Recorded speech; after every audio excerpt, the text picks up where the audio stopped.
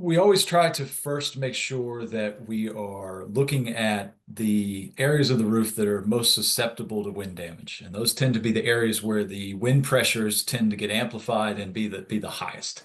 And a lot of times you're going to find these on hips and ridges tend to be the most susceptible because the wind pressures are higher there, and also the fastening patterns of hip and ridge cap shingles may or may not be as robust as the field shingles.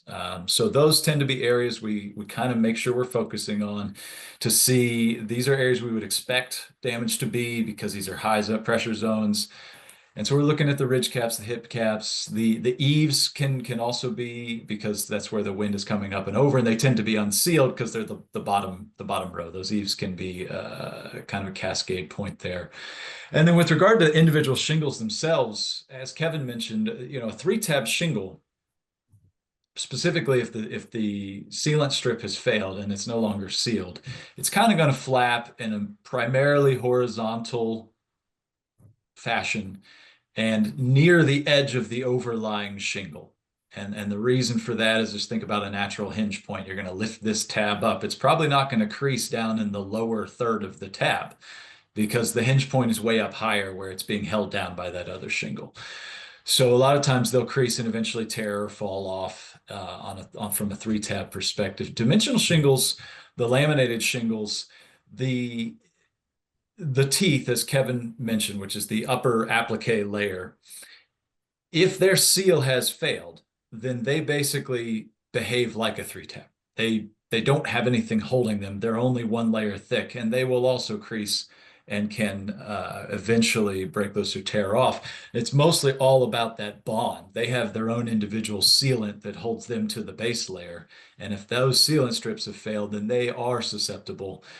It depends on the shingle, though. Most of those are going to have a pretty good bond.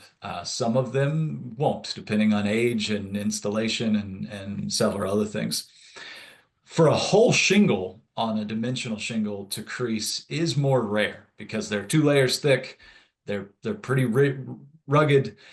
It's not that it doesn't happen. I've seen it multiple times. Usually it's when the shingle started to age. And so you consider the shingle, it's unsealed and it's not as rigid and firm as it was 25 years ago when it was new. And then its rigidity is more akin to a three-tab, and then the creasing and things like that can start to happen.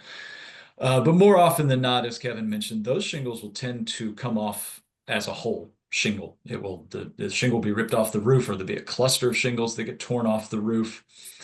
There can be nailing issues with those where they may just get pried up on an edge, where there may have only been one nail on that side of the shingle. It pulled off the nail. The shingle above it now has like a sideways tear in it.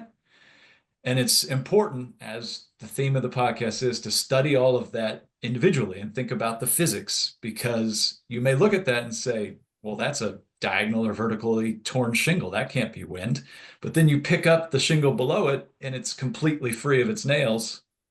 And that's why when you did that, the other one above it had this weird tear. It's because this got lifted up and things like that. So it's very important to look at it in its entirety. There are the classic examples of wind damage, and that's, where it's torn, where it's missing, it's torn off, it's creased. The creases are typically horizontal, but then there can be times where the damage is not as classic, and you have to think about the physics of what actually happened up there.